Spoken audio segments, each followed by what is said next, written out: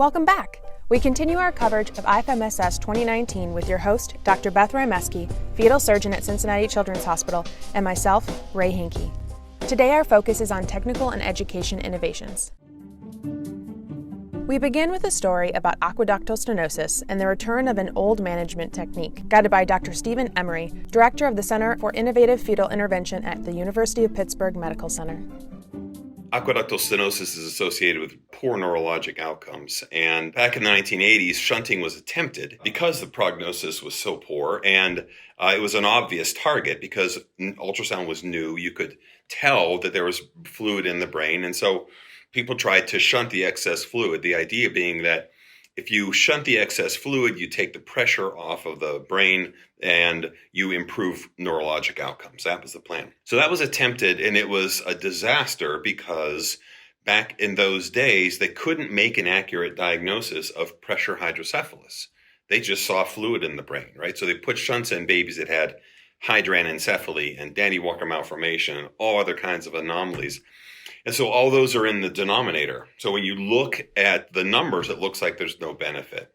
But if you actually pull that paper and scrutinize it, you see that the kids who had aqueductal stenosis on postnatal evaluation, those kids actually benefited. Nonetheless, IFMSS put a moratorium on shunting in 1986, and there's been just crickets since. There's been very little progress in this diagnosis because people just thought, okay, well, we tried shunting, it didn't work. So now the current management is just observe them, get them to near term, 37 weeks into assisted delivery.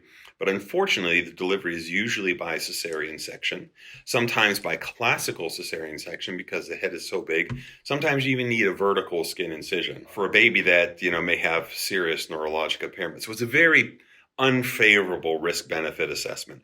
So I had a patient back in around 2014, and so I proposed to my chairman at the time that we do a reassessment of this because the world has changed since the 1980s. The technology, you just can't even compare. That's how it started. And we set out, published a research agenda. We started an animal model where we generate hydrocephalus in mid-trimester and then put a shunt in and then compare shunted brains to unshunted controls. We had to design the shunt from scratch from the very beginning. So we've done that and we've tested it and revised it based on our experience with the animal model. We had to generate the animal model that is hydrocephalus. That took a long time. But right now we're at the point where we're able to reliably and reproducibly generate hydrocephalus, and we have a shunt device that is pretty much near design freeze. And so now that we have that, now we can start looking at efficacy. Did placing the shunt improve the neuroanatomy? And we think that it will, because really what you're doing is you're just decompressing the intracranial pressure, which will allow the brain to A, continue to develop normally, B, heal from the injury that's already occurred. Yeah. So by the time they get to term, their brains are normal as opposed to devastated. How do you feel like this idea has been received in the community? Oh, phenomenal. This is the cool thing. So I presented the research agenda in 2014 at IFMSS, and the people who put the moratorium in 1986 were in the audience. Mike Harrison. Amazing. Yeah. Bill Cluell, and they said, this is awesome. We should do this. We should definitely do this. And then they were just incredibly supportive about telling me, okay, this is what we did last time, and don't do this and try this and think about this. And it's been really, really helpful. So in 5 years, you've gotten from concept to an animal model to reproduce and multiple revisions of a shunt that's now, you think, ready for use. Yes. That's remarkable. It's incredible. Thank you. It's been a lot of work. That's very impressive. That's really? a very quick timeline for Absolutely. A device development, like a de novo device development, Yeah, right? Because it's not similar to any of the other shunts that we use for fetal indications. Right. That was the beauty of it. This new problem allowed us to start from scratch. Just like forget what they tried before, forget what we're doing for bladder shunts. That's not what we need. We need this thing that has these certain performance characteristics. So we could design. It's called purpose designed. Yeah.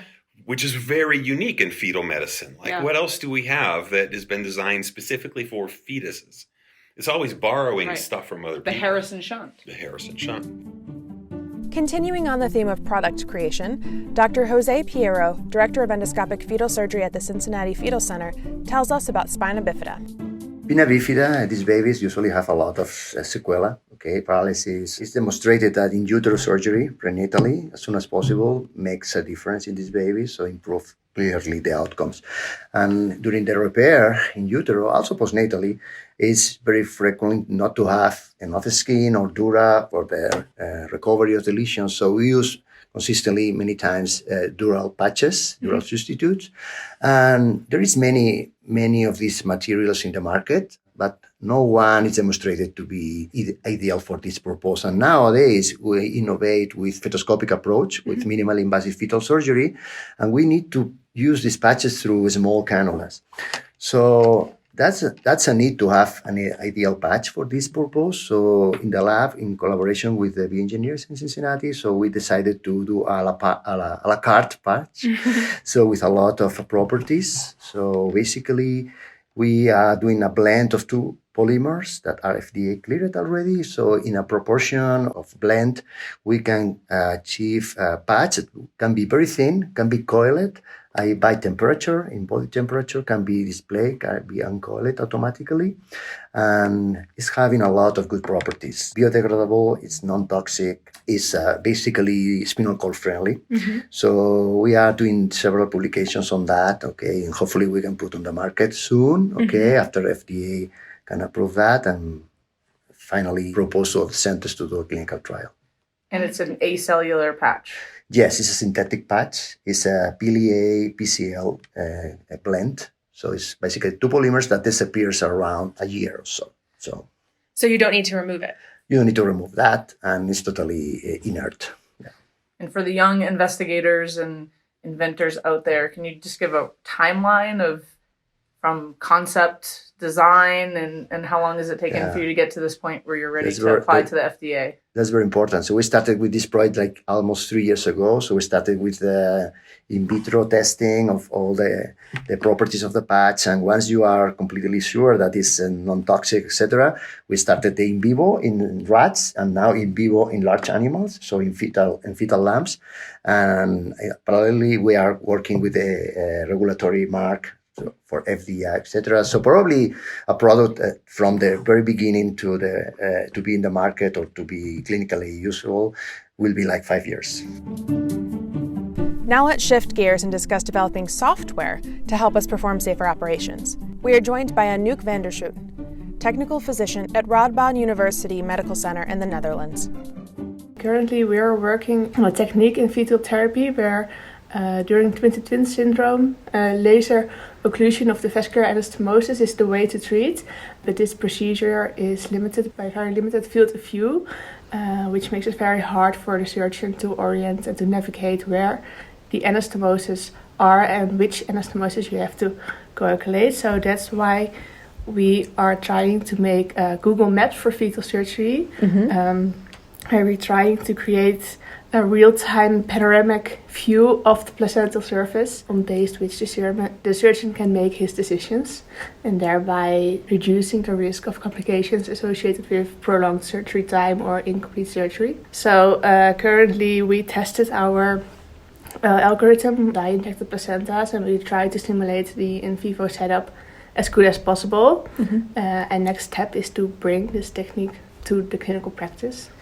So is the device that's helping make the map inside of the camera that would go into the uterus, or what would actually the device we're just using the visual information of the standard fetoscope. So we don't need extra hardware, sensors, or it's just software using the visual information of the fetoscope. You can think of a panoramic view with your camera on your phone, something like that, but then for the fetoscope. So it could potentially work with any standard fetoscopy equipment that's in use. Yeah. Yes, and also for other disciplines as well. For example, bronchoscopy or laparoscopy, everything where you're using an endoscope. It could be incredible. Useful because we're only using the visual information. So that's, I think, a very strong point of the research. Yeah. Wonderful. Amazing. Thank you. So excited to see what you guys create. We finish our IFMS coverage today with the creation of an innovative way to practice a fetoscopic intervention before heading to the OR. Dr. Gina Miller, Assistant Professor of Gynecology and Obstetrics at Johns Hopkins Center for Fetal Therapy and lead of the Endoscopic Spina bifida repair program, tells us more. The problem with fetoscopic spina bifida repair is that there are a lot of technical challenges that go into planning and preparing and team training when it comes for preparation for this type of surgery. And so our approach is to develop essentially a modular system for incorporating 3D printing technology to create patient-matched models for practice for each individual case. That helps assist us in determining where the potential challenges are for each individual case within our team, since it's a coordinated effort with two different specialists working side by side. And it allows us to try different materials, try different suturing techniques, and go through that process in a no-risk environment. With this process, we've learned that there's a really good visual correlation with the lesion at the time of surgery. There's very high correlation with the number of sutures and how the repair actually goes at the time of surgery. And in order to do a modular system, to just do the 3D print of the actual lesion, to go into a standard host model, it's very cheap, it's very efficient, so it's suitable for rapid prototyping for anyone to really pretty easily incorporate the system into their clinical practice. So what is your lead time from seeing the patient, making the diagnosis, getting the imaging, to actually being able to do the 3D printing, do your practice, and then get to the OR? Sure. So we can take the image from the ultrasound volume. Now the workflow is very much better simplified so that you can go directly from the ultrasound machine to printing software that's printed on a desktop printer in our office. Mm-hmm. Average print time is a little over half an hour. And then that can go directly into the simulator, which is a desktop model that's also immediately available in our center.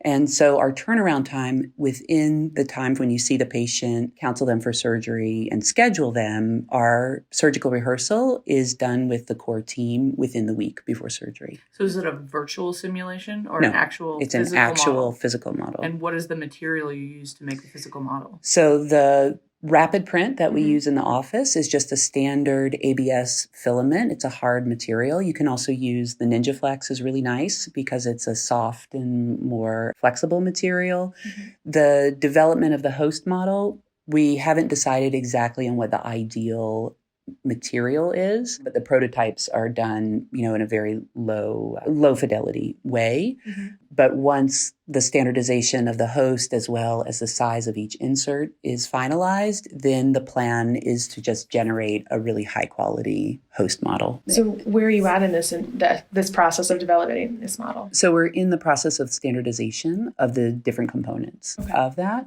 And so that is pretty well close to completion, and we've added a few additional features for the host to make the application of the skin covering a little easier and add the instability that we also experience in the OR as a component of the host model as well. So you can really turn that around in very easily within clinical practice. And fun fact, once this model is created, the authors plan to make the program open sourced for everyone to use. How exciting is that? That wraps up the IFMS coverage for today, but be sure to stay tuned for Part 3, a collection of clinical research findings that will make you think. Have any questions or thoughts about the topics discussed today? Please share them on the Stay Current app, Twitter, or Facebook. This chapter is created and edited by Todd Ponsky, Alex Kassar, Alex Gibbons, and myself, Rae Hanke. Remember, knowledge should be free.